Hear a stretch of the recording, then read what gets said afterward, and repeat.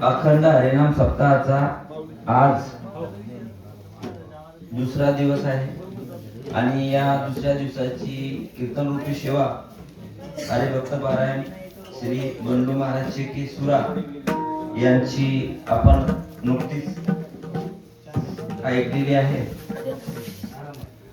बंडू महाराजाबद्दल सांगायचं म्हटलं तर त्यांची जी काही टीम आहे, त्यांची जी काही आखाडा आहे, त्या आखाड्यातले जेवढे पण महाराज लोक आहेत ते महाराज लोक त्यांनी सुरुवातीला जे पाकिटावरती बोलले त्यांच्यामध्ये असं आहे की मग कीर्तन करायचं, परंतु पाकिटावर बिलकुल त्यांचं हे नसतं.